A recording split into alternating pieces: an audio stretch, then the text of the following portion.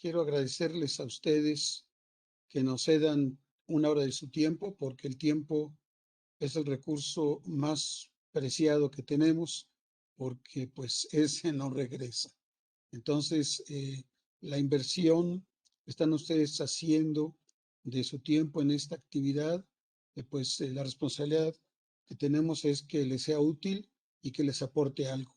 Y yo creo que pues realmente este planteamiento que estamos haciendo, pues sí les puede aportar algo, porque en general es válido, es importante saber cómo fondear un proyecto, pero ahora, por las condiciones que pues ya todos conocemos, se hace todavía más importante diversificar la forma como generamos, analizamos y fondeamos nuestros proyectos de inversión. Y cuando hablo de inversión, yo quisiera comentarles que no estoy hablando necesariamente del concepto tradicional, que es compra de equipo, activos, etcétera. O sea, lo que en contabilidad es el activo fijo, sino que se refiere a cualquier erogación que esté destinada a lograr los objetivos que ustedes están buscando. Entonces, déjenme nada más repetir un poco, pues lo que hemos hecho, platicamos, pues, qué son las finanzas híbridas, definimos los objetivos sociales y ambientales, acuérdense de las 3 P's, personas, planeta y provecho económico. Hicimos un pequeño viaje a la estructura del sistema financiero mexicano y identificamos fuentes de fondeo nacionales e internacionales. En este caso, en esta sesión, pues vamos a presentarles a ustedes eh, cuál sería la forma en la que ustedes pueden fondear sus proyectos, porque no es siempre la misma y va a depender, sobre todo en el tiempo, de la etapa de evolución del proyecto mismo. O sea, los proyectos tienen un principio, tienen un desarrollo y tienen un final. En cada una de estas etapas, en estos proyectos, se requieren cosas diferentes. Las condiciones financieras son diferentes, los requerimientos son diferentes y por lo tanto, entonces aquí vamos a platicar algunos de los elementos a tomar en cuenta para cada una de estas etapas. En la sesión siguiente hablaremos fondos de inversión tradicionales, fondos de inversión de impacto, y aquí les vamos a dar la entrada al respecto. Y finalmente les vamos a presentar cómo determinar su mezcla óptima de fondeo para sus organizaciones. Bueno, aquí estamos ahora, modelos de financiamiento más convenientes para cada etapa de evolución de un proyecto de inversión con énfasis en el modelo de finanzas híbridas. Y bueno, aquí la palabra mágica, ¿verdad? Son el concepto de las finanzas híbridas. Voy a comentarlo muy rápido, ya lo he dicho, pero simplemente en abono a las personas que pues nos visitan por primera vez y para recordar para las personas que nos han estado apoyando, que lo que estamos hablando es un tipo de financiamiento que tiene 3 elementos. Uno es el tema de mezclar de manera óptima los diferentes instrumentos financieros. Es decir, vamos a utilizar los instrumentos financieros disponibles, que repetimos son muchos y muy variados, ¿verdad? Como sé que ya novela, el mundo es ancho y ajeno, hay muchas opciones de financiamiento. Lo vamos a hacer en forma óptima y esto lo definiremos en la última sesión. Y sobre todo, más que nada, para que esto tenga un objetivo. El objetivo es detonar el impacto social, la mitigación del impacto ambiental y, desde luego, pues generar un provecho económico, como lo habíamos dicho. Entonces, estos 3 elementos.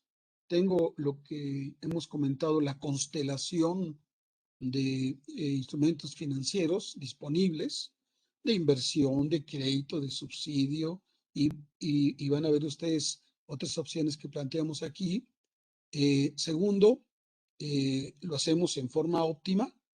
Y tercero, lo más importante, no es simplemente para eh, tener una alta rentabilidad, lo consideramos y lo incluimos, pero además es para responder a lo que ya es un clamor. Ya no importa dónde estén ustedes, no importa qué reuniones tengan, no importa qué sesiones asistan, el concepto de sustentabilidad está presente. Es una realidad, es parte ya de los negocios y no puede uno hacerse a un lado o decir, bueno, pues es interesante, pero pues no es lo mío, pues no, ya es lo de todos. Entonces, simplemente ahí pues repetirles a ustedes esta idea. ¿Y cómo es que las finanzas híbridas apoyan esto?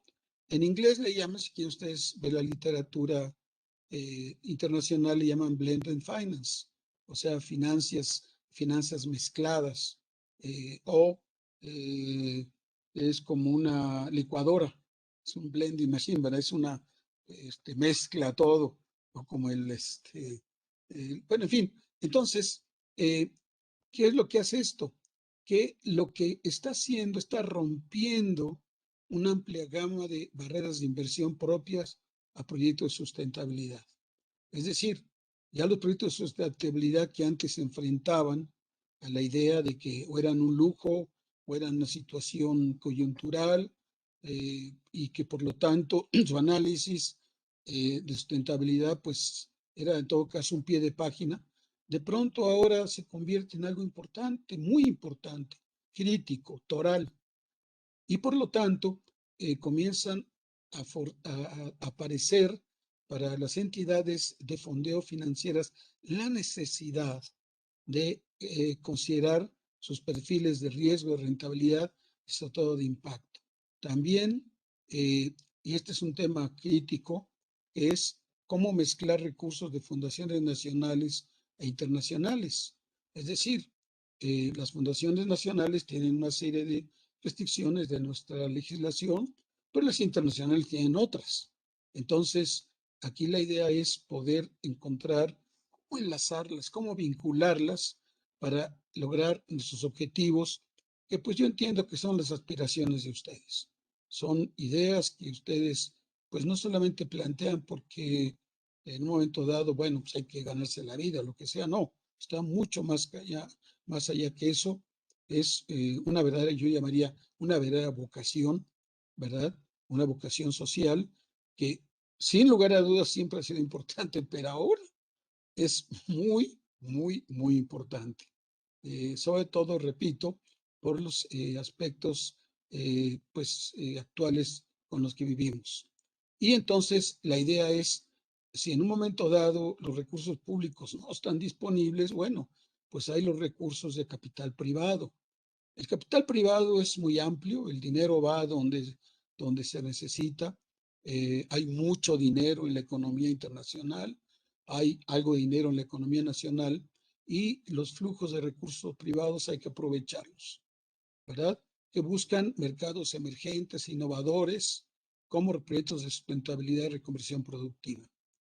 También permiten combinar subsidios con crédito y fondos de inversión. Vamos a ver en detalle esto. Y finalmente, la esencia de las finanzas híbridas es cómo lograr esa fusión de financiamiento público y privado. Y recuerden, público es un sentido muy amplio, es un sentido general, es un sentido internacional. Bueno, puede ser nacional, pero las fuentes de fondeo internacionales que hay públicas, como lo habíamos platicado en la reunión anterior, y hay privadas, que puedan apoyar al sector privado para incursionar en proyectos sustentables. Muy bien.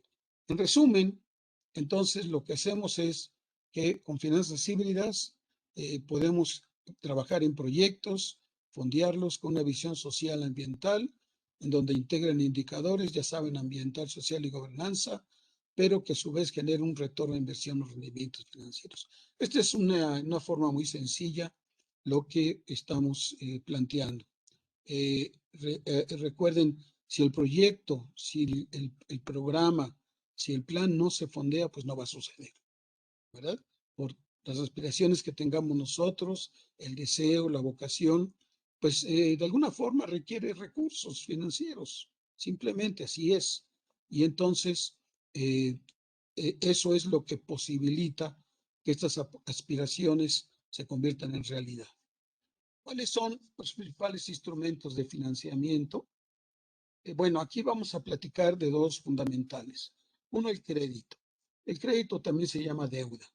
Tiene características que ahorita vamos a platicar y fundamentalmente se da en dos modalidades: crédito de corto plazo y crédito de largo plazo. Es decir, son dos formas diferentes a las que ustedes pueden acceder al recurso vía crédito o deuda, si le quieren llamar de una forma especial, y la otra son el capital.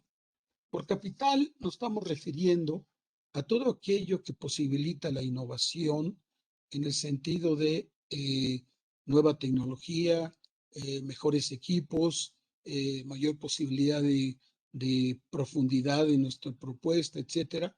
Y este capital, que es una forma de generar precisamente esto que hablamos, pues tiene varias modalidades. Hay capital semilla, hay capital emprendedor, hay capital privado y el otro capital pues es el que se da en las bolsas de valores.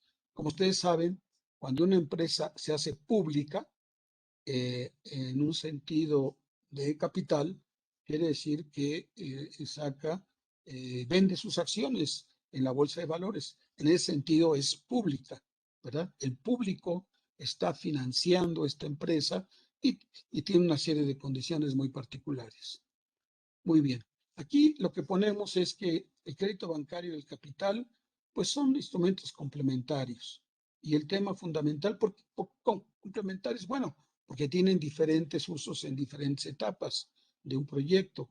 Y la idea es cómo obtenemos una mezcla óptima para lograr precisamente nuestros objetivos. Bien, déjenme hablar un poquito de las diferencias entre crédito y capital. Bueno, desde luego que seguramente ustedes pues ya tienen información tanto de la vida cotidiana como de su formación profesional sobre estos dos instrumentos. Y el crédito pues todos lo aplicamos, ¿verdad? Todos lo usamos, crédito de consumo, crédito a la producción, etcétera, etcétera. Entonces el crédito pues es algo, digamos, que llamaríamos de todos los días. Pero en este caso nos vamos a referir más que al crédito de consumo, el crédito para objetivos o proyectos productivos. Productivos, repito, en un sentido muy amplio, ¿verdad? En donde el bien y servicio puede ser intangible, como puede ser lograr bienestar, satisfacer las necesidades, mitigar el sufrimiento de aquellos actores de la sociedad que queremos apoyar, etcétera, etcétera. Entonces, el crédito tiene una característica desde el punto de vista financiero. Es de bajo riesgo y es de bajo rendimiento también. Es decir, es bajo riesgo, primero desde el punto de vista de que lo otorga y también pues sus rendimientos no son espectaculares. Ustedes lo que hacen, bueno, pues van, piden un crédito, lo aplican, ¿verdad? Y tienen un cierto rendimiento. Mientras que el capital tiene un alto riesgo y su rendimiento está sujeto a condiciones de resultados de los negocios, si es que son negocios en que invierte. Y aquí sigo utilizando un poco digamos, la terminología de los negocios, ¿verdad? Pero otra vez, recordemos que no estamos en el mundo estrictamente de los negocios, sino de los negocios, no de los tradicionales, sino de los más importantes, los negocios de la vida, los negocios del bienestar. Estos son los negocios que en este tipo de reuniones, pues, son los que nos interesan. El origen de los recursos público y privado, o sea, ustedes pueden tener, ya lo vimos en la ocasión anterior, el crédito de la banca privada o pueden tener el crédito de la banca de desarrollo. Y en el caso de capital, la mayoría de los recursos son privados. Y es que hay una diferencia fundamental en la forma como ustedes manejan los dos instrumentos. Lo más importante es que cuando ustedes obtienen crédito, se da una situación de ganar, no necesariamente ganar. Es decir, no hay ganar necesariamente, porque si su objetivo al obtener el crédito se cumple, y pueden ustedes regresar al banco el recurso, bueno, pues todos felices, el banco ganó su margen, ustedes cumplieron su objetivo. Pero si sucede que tienen algún descalabro, entonces ustedes pues pierden porque tienen que, como ya sabemos, responder con sus garantías avales, garantías familiares, ¿verdad? Y que son pues situaciones en las que se ponen en peligro vidas y haciendas.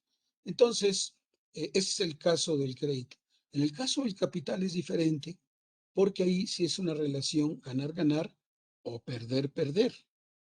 Porque si ustedes eh, triunfan en su objetivo y el fondo que les otorgó el capital o al que ustedes entraron, pues también gana. Pero si ustedes pierden, el fondo pierde.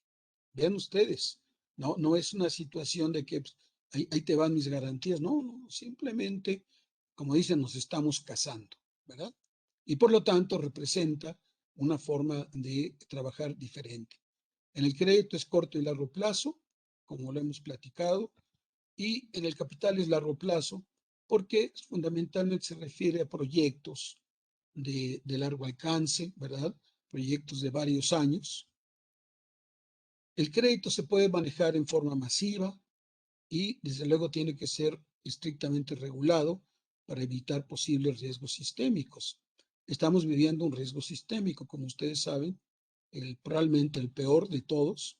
He visto gráficas donde se han hecho análisis de pérdidas a la economía en general por sismos, por situaciones inclusive de violentas, pero ninguna se compara desde el punto de vista económico, digamos en las últimas 2 décadas, a lo que representa el COVID, ¿verdad? Se interrumpieron los circuitos económicos, se rompieron las relaciones, la demanda ya no pudo ejercerse, la oferta pues se quedó atorada porque pues ya no tenía que vender, los trabajadores pues ya no tenían trabajo, los hogares ya no tenían ingresos. Entonces, una situación muy complicada que parece que afortunadamente pues comienza a regularizarse. Pero vean ustedes que el crédito se hace de forma masiva. Y cuando digo masiva es que pidan ustedes un crédito a un banco y les preguntan 2, 3 cosas, no les piden tanto tema. Realmente lo que más les preguntan es ¿con qué vas a responder? ¿Verdad? Y entonces con llenar una formita, ahí te va, inclusive ya ven que hay ahora pues tarjetas de crédito que ahí están disponibles, no tienen tantos requisitos, pero porque manejan un concepto de forma masiva, paramétrica le llaman, en la que con 2, 3 preguntas que ustedes respondan, pues ya saben si va a caminar o no. Pero en el caso de capital, la historia es muy diferente.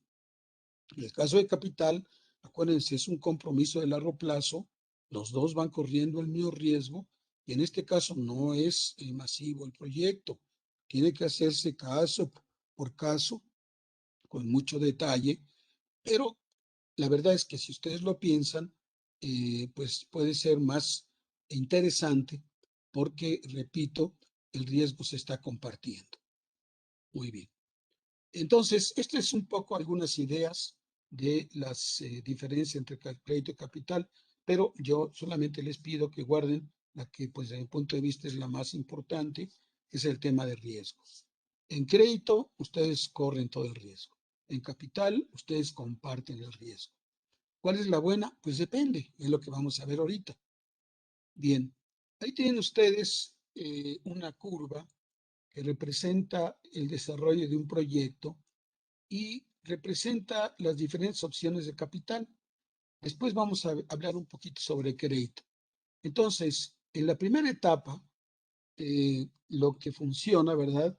es fundamentalmente pues con ángeles inversionistas, que vamos a platicar qué son, y pues ahí son algunos rangos históricos que se ha dado en aspectos de fondos de inversión, ¿verdad?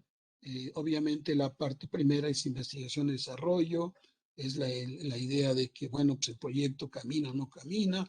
Por ejemplo, en bioeconomía lo que queremos es buscar eh, productos nuevos que salgan de los alimentos, que tengan características nutracéuticas, cosmecéuticas, o en aspectos de carácter social, dar opciones que originalmente no se daban en la forma como se apoya a la gente, nuevas formas de comunicación, nuevas formas de aprendizaje, etcétera, etcétera. Pero todo esto requiere gastos preparativos, requiere una cierta inversión. Cuando se inicia el proyecto, entonces ahí ven ustedes, de 0 a un año y medio, hay una etapa temprana en que ya el proyecto está despegando y desde luego es la parte de crecimiento que nos lleva a la parte de consolidación. Vean ustedes, estos son promedios de proyectos de inversión, sobre todo están muy orientados pues a donde un servidor trabajaba en proyectos productivos, pero se puede hacer una específica para los proyectos y los programas en los que ustedes trabajan. El tema es el mismo, ¿no?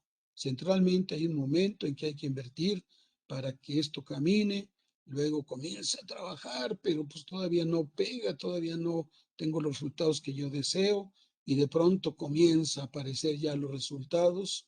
Estos resultados se van consolidando, se van haciendo más robustos y finalmente esto va llevando ya a la consolidación. Y cada una de estas etapas requiere un cierto tipo diferente de financiamiento de capital. Ahí tienen ustedes un ejemplo, subsidios de gobierno. Por ejemplo, en México tuvo en algún tiempo una serie de subsidios de la banca de desarrollo y de algunas entidades que le llamaban la última milla, ¿verdad? O que eran fundamentalmente un tipo de inversión de inversionistas ángel que pues los protegía, le daban los recursos y estaban orientados sobre todo a apoyar el tema de investigación y desarrollo. No hay, en ese momento, pues no hay retorno de capital, no hay nada. Lo único que hay es meterle dinero con la promesa de que lo que están emprendiendo va a suceder, ¿verdad? Después tenemos el capital semilla. El capital semilla es cuando ya el proyecto, digamos, arranca, ya tiene sus primeras etapas de aplicación, ya pueden hacer pruebas de vacío que le llaman, y comienzan ustedes a sentir que están llegando a la gente que ustedes quieren llegar. Comienzan a sentir que pues lo que yo quería hacer está sucediendo, ya hay comunicación con los protagonistas, tanto los beneficiados o beneficiarios como ustedes las entidades que trabajan con ustedes, y esto, el seed capital que le llaman, ¿verdad? Capital semilla. Y el otro es el famoso capital emprendedor. Ese pues es la forma más, digamos, más interesante de apoyo de capital, porque es el que se llama en general los startups. O sea, es la idea de que hay un proyecto que tiene buenas posibilidades, hay un riesgo implícito, pero pienso yo que va a funcionar, pero necesito el empujoncito, necesito que alguien me diga, oye, pues tu proyecto me gusta. Ustedes saben, los jóvenes, pues y también un servidor en su momento, pues tenemos grandes ilusiones, grandes esperanzas, pensamos que ya le encontramos al negocio, ya sabemos lo que vamos a hacer y pues nos comenzamos a imaginar escenarios muy optimistas. La realidad es muy cruda y a veces pues nos damos frentazos, pero esperamos que en ese periodo pues haya la posibilidad de caminar. Ya el crecimiento fue cuando finalmente el proyecto es sólido y entonces ya entran cantidades más interesantes de recursos. Se llama el private equity o capital privado. La mayoría de los fondos de inversión se manejan mucho en esta área porque ahí el riesgo es menor, perdón, el riesgo es menor y pues hay más posibilidades. Y finalmente, bolsa de valores. Bueno, eso no es un tema que aquí lo platicamos, pero cada uno de estos elementos, y yo les pido que lo vean desde el punto de vista de sus propias actividades. Pues yo, capital semilla, ¿eso qué? ¿Dónde está? Bueno, pero la necesidad existe, se ha ido dando en el tiempo y no importa cómo la llamemos, sí obedece a diferentes etapas de su proyecto. Ahora, vamos a hablar un poquito de las entidades de financiamiento con capital. Ahí están los primeros. Inversionista ángel es una persona con la capacidad económica de invertir en emprendimientos etapa inicial con riesgos y retornos altos, ¿verdad? Estamos arrancando, está dispuesto a entrarle al recurso. El capital semilla es un financiamiento que se otorga a nuevas iniciativas de negocio para que creen o consoliden su actividad. El aporte económico de este capital lo hacen terceros y no debe ser devuelto por el empresario que lo recibe. Es decir, el empresario que está recibiendo el seguro, pues el recurso, pues eso tiene un capital semilla. ¿Qué es una semilla? Pues una semilla es eso, es la forma como después se va a desarrollar la planta, va a crecer y va a dar frutos, ¿verdad? Pero pues hay que echarle a la semilla, hay que echarle agüita, hay que echarle fertilizante, hay que quitarle las malas hierbas, etcétera, para que camine. Y ese es el capital semilla. Los startups o venture capital, que es el nombre, digamos, a nivel internacional, es una forma de operación financiera en la que se destina capital a startups y empresas con un excelente potencial de crecimiento y altos niveles de riesgo, con la finalidad de obtener a cambio un porcentaje de la empresa. Esto es el clásico ejemplo o la situación de lo que ustedes han visto en este programa originalmente de Estados Unidos, el Shark Tank, ¿verdad? Que le llaman los tiburones, pero esencialmente es lo mismo. Son proyectos que tienen posibilidades, que ya han tenido alguna, digamos, alguna participación y que ahora lo que necesitan es el arranque más fuerte, que necesitan el fortalecimiento. Yo les he comentado, es una experiencia personal, que mi hija, que vive en Holanda, en Ámsterdam, ella trabaja para un fondo de inversión, un venture capital, que tiene una característica muy importante, muy interesante.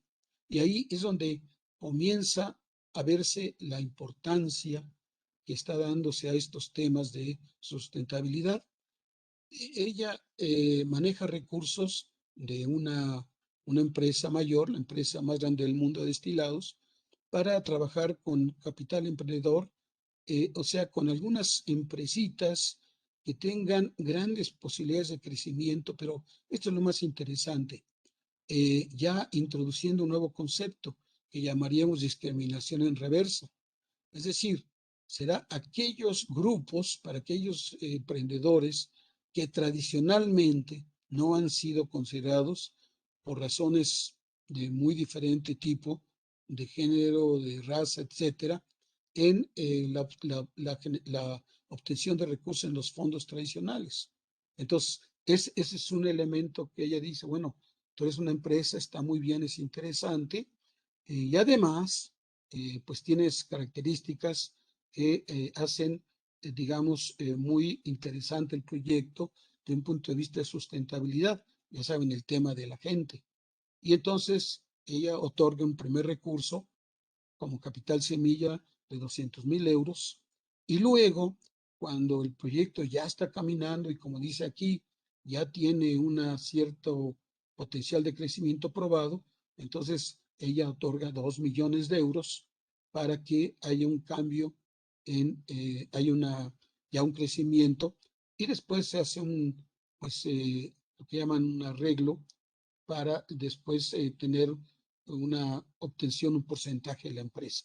Es muy interesante porque en Europa y Estados Unidos el tema de los capitales de riesgo o venture capital es la forma más normal, más tradicional de fondeo de aquellos empresarios que están iniciando un proyecto.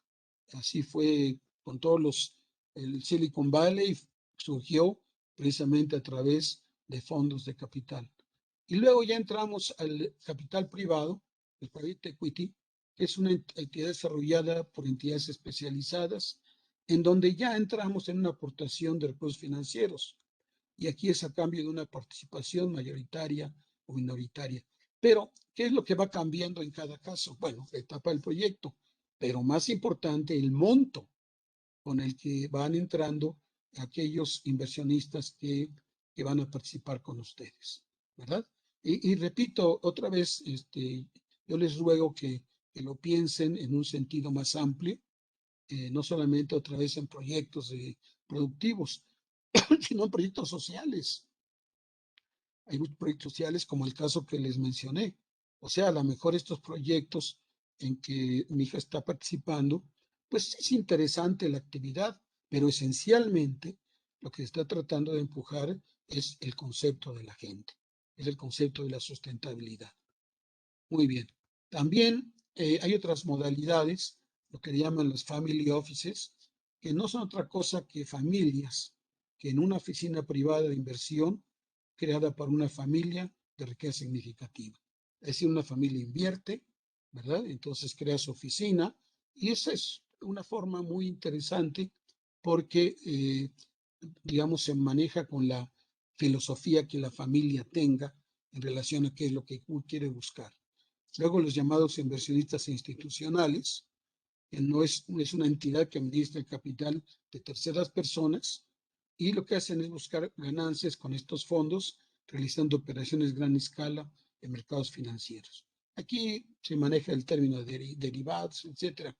Pero otra vez, cada vez los inversionistas institucionales están ampliando su visión y están viendo oportunidades en mercados, vamos a llamarles sociales, en mercados de bienestar. ¿Por qué? Porque hay un apetito mundial sobre este tipo de proyectos, ¿verdad? Ha habido una clara, digamos, un movimiento, un parteaguas, por llamarlo así, a partir de lo que ha sucedido y ahora cada vez con mayor claridad, con mayor transparencia, los fondos de inversión en sus diferentes modalidades están buscando proyectos sociales. Y luego, algo que ustedes conocen, a lo mejor han trabajado en ellos, las aceleradoras y las incubadoras. Esencialmente, pues la diferencia está que la incubadora, pues no es otra cosa más que un fondo que lo que hace les ayuda, digamos, a arrancar, ¿verdad? Les da el know-how, ¿verdad? Es un programa fundamentalmente de capacitación, de coacheo, y luego están las aceleradoras, que es lo que hacen, bueno, ya trabajaste, pero hay que acelerar porque vas muy lento. Aquí lo ponemos, la incubadora ayuda a salir al mercado, y es que la aceleradora ayuda a proyectos ya en desarrollo. Y otra vez, cada vez estas, digamos, entidades están moviéndose, están girando hacia este apetito por proyectos sociales, proyectos que generen bienestar, porque, bueno, así lo está pidiendo el mercado y no solamente así lo está pidiendo la humanidad. Cuando les digo de un fondo de inversión, eh, es, es más complicado, obviamente, que pedir un crédito, por la razón que les decía, tiene varias etapas. Es un análisis integral del proyecto, hay que firmar una carta de términos y condiciones, hay un comité de inversión, hay un concepto de due diligence y finalmente se pasa a un comité técnico del fondo. Es decir, si ustedes van a solicitar recursos para un proyecto de la naturaleza que ustedes consideren necesarias, pues acuérdense, se están casando con el fondo de inversión. Es decir, todos ganan o todos pierden.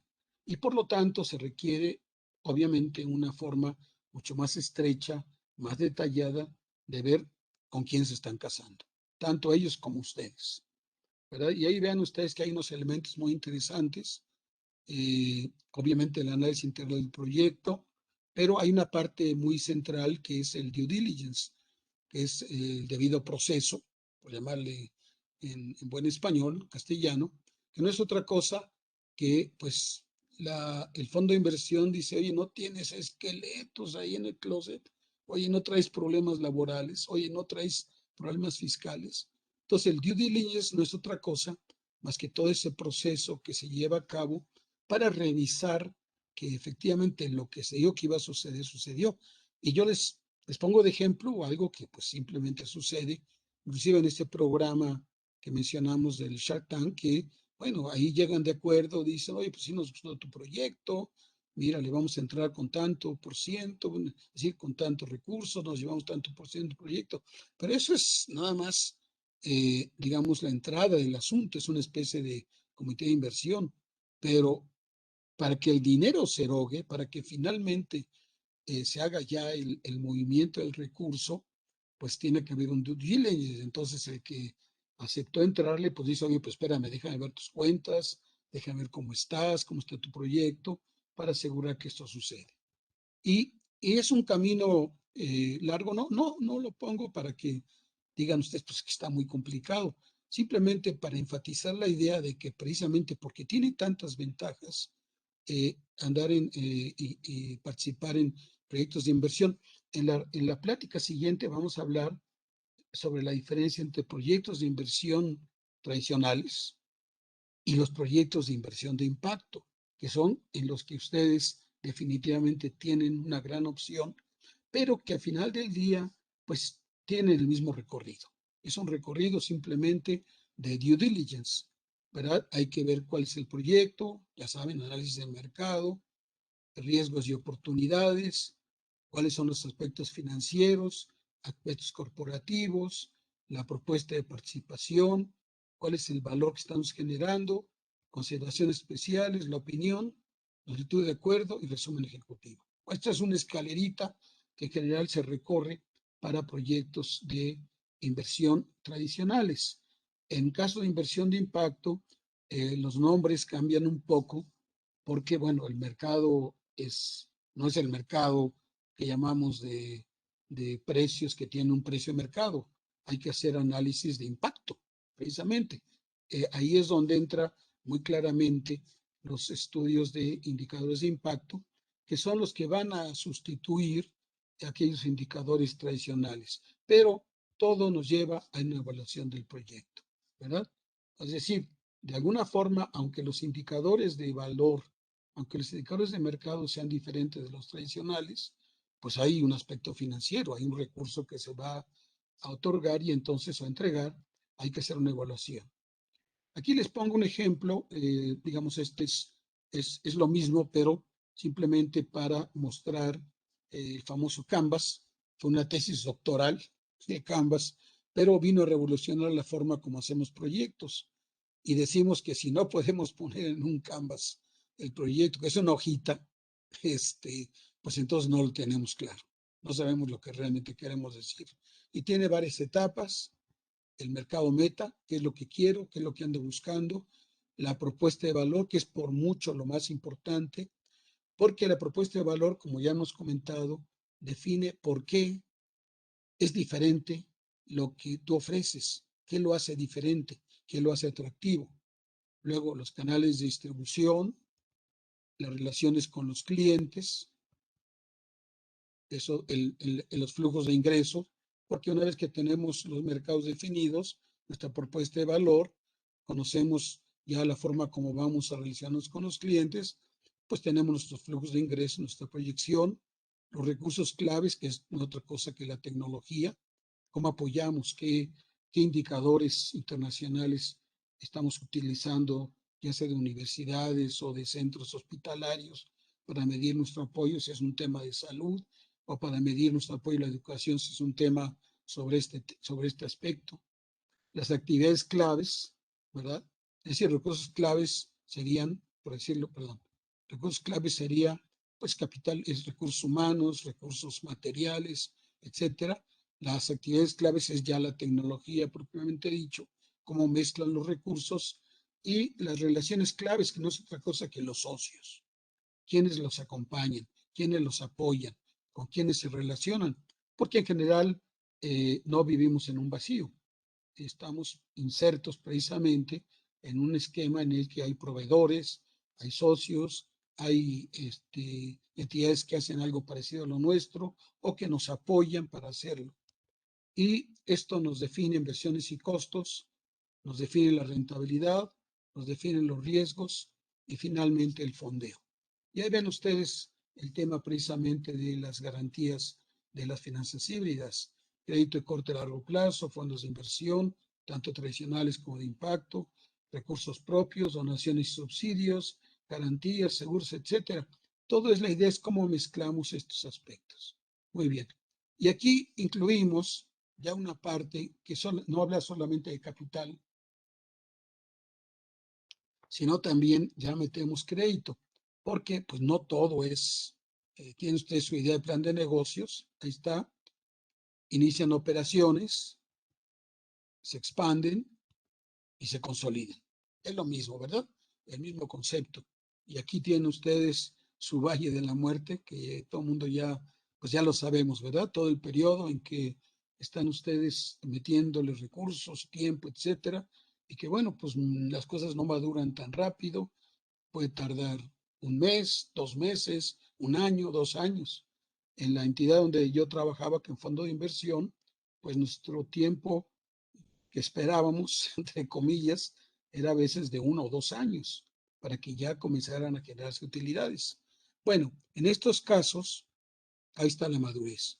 Decíamos que capital semilla, ya lo habíamos platicado, capital emprendedor, pero aquí ya podemos comenzar a mezclar recursos, porque al capital emprendedor le podemos sumar crédito de corto plazo y subsidios. ¿Por qué crédito de corto plazo? Porque lo vamos a utilizar fundamentalmente para capital de trabajo que podemos pagar, porque acuérdense que no tenemos liquidez todavía, ¿verdad? Y subsidios que pues nos ayuden a, a recorrer este camino. Sabemos que hay muchas entidades financieras internacionales, Banca de Desarrollo Internacional, fundaciones internacionales, que dan subsidios precisamente en esta etapa para que arranque el proyecto. Cuando ya estamos en expansión, entonces pues ya no estamos ya con la necesidad de capital emprendedor ni capital semilla. Ya estamos de lleno en fondos de capital privado porque las necesidades son mayores, porque hemos tenido éxito, porque hemos crecido y sobre todo y más importante, porque el crecimiento implica innovación. La innovación implica capitalización y la capitalización implica crédito de largo plazo y fondos de capital privado. Y ven ustedes cómo comienzan a mezclarse estos recursos que van a depender precisamente de la etapa y del momento en que están ustedes. Piensen, aunque sea por un momento, dónde están sus proyectos, dónde están. Bueno, seguramente algunos están arrancando, otros ya están en operación, otros están en plena expansión, otros pues no caminaron, ¿verdad? Y entonces hay que revisarlos otra vez y ver cómo los podemos hacer caminar. Y finalmente aquí ya es mercado de deuda y capital de valores, pero ya es un proceso, digamos, en que se entra pues a la bolsa, ¿verdad? Es quizá un mundo en el que no van a participar, es excesivamente regulado, bueno, es muy regulado, pero digamos que en general hay una cierta semejanza, porque si ustedes piensan, por ejemplo, el crowdfunding no es otra cosa más que mucha gente dando pequeñas aportaciones. Bueno, esa es la bolsa de valores. Bolsa de valores es que el público decide participar en el proyecto y le apuesta al proyecto. Bueno, la diferencia es que en el mercado de valores uno espera un rendimiento financiero, monetario. En el caso del crowdfunding, lo que uno espera es el gusto, la satisfacción y el apoyo a un proyecto que consideró que era humanitario, que era ético, que era algo que nos importaba. ¿Cómo se evalúa un proyecto de inversión? Bueno, hay dos variables fundamentales, ya lo habíamos platicado. Esto es, digamos, general, porque otra vez rentabilidad y riesgo. Y rentabilidad, vamos a ver que se puede medir de muchas formas. Y el riesgo, bueno, el riesgo es, ya saben, es que puede salir mal y que tiene dos características. Una es cuál es la probabilidad de que algo suceda mal, y la otra que es más importante es cuál es el impacto de que suceda mal, ¿verdad?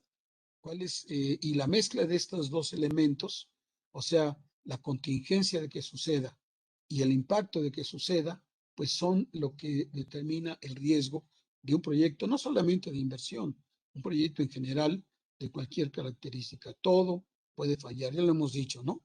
Lo dijo, lo dijo Plinio, el viejo, ¿verdad? Todo, lo único cierto es la incertidumbre. Entonces, son temas que hay que tratar. Ahora, ¿cómo se mide la rentabilidad? Les decía yo que hay dos niveles. El privado financiero, que evalúa la rentabilidad de una inversión a precios de mercado. Esta es la parte central.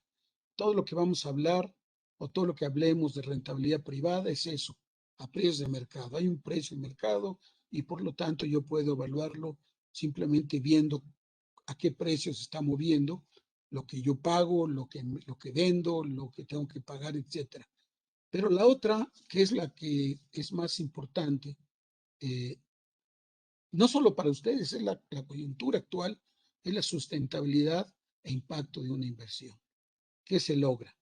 Y eso tiene estos tres elementos que yo les he mencionado, pero bueno, la gente los clasifica en forma diferente. Nosotros aquí manejamos personas, planeta y provecho económico. Alguien incluye prosperidad, alguien incluye regeneración. En fin, hay otras dimensiones nuevas que se están planteando, pero esencialmente yo creo que primero que es muy fácil acordarse de las tres P's, y segundo porque creo que eh, se orienta y se dirige al tema con mucha tranquilidad. Ahí tenemos un tema porque les quería dar yo algo sobre contabilidad básica para evaluación, y la idea de darles contabilidad básica es sobre todo para que ustedes puedan eh, capturar lo que, por ejemplo, sus contadores manejan y cómo eso es un elemento muy valioso para que ustedes inclusive evalúen su propia actividad, ¿verdad? Voy a mencionarlo muy rápido y yo creo que lo que vamos a plantear, si no tienen ustedes inconveniente, en la próxima sesión voy a regresar, detallarlo y como decíamos ayer, ¿verdad? Pero para que ustedes tengan un sabor de lo que vamos a ver. Vamos a ver el balance general, que significa el estado de resultados, el estado de flujo de efectivo, cuáles son las partes, ahí están los elementos y quizá lo más importante que vamos a ver, el balance general, es esta triada. En contabilidad las cosas se dan en triadas, ¿verdad? En tres. Entonces, en el balance general son tres: activo, pasivo y capital. Y la, la fórmula mágica es que el activo siempre debe ser igual al pasivo más el capital. Se llama balance porque es una balanza, ¿verdad? Y tiene elementos, la parte de activo, bienes y derechos, usos del dinero, las deudas es parte del pasivo y fuentes de dinero es el capital. Y el capital otra vez se plantea como una triada. Hay activo circulante, activo fijo y activo diferido. El activo circulante, pues ahí lo tienen ustedes, caja y bancos, valores, clientes. Yo sé que no son contadores, pero aquí la idea fundamental es que vamos a definir de aquí cómo se va a conectar con la evaluación. Ahí tienes el activo fijo, edificios, es la parte de tecnología o la parte de capitalización, etcétera, etcétera. Y finalmente el activo diferido, el valor de la marca, lo que quieran llamar ustedes. El pasivo, otra triada, pasivo de corto plazo, pasivo de largo plazo y pasivo diferido. Y el pasivo de corto plazo, desde luego, pues es los créditos, ¿verdad? ¿Verdad que tienen ustedes? Ahí está.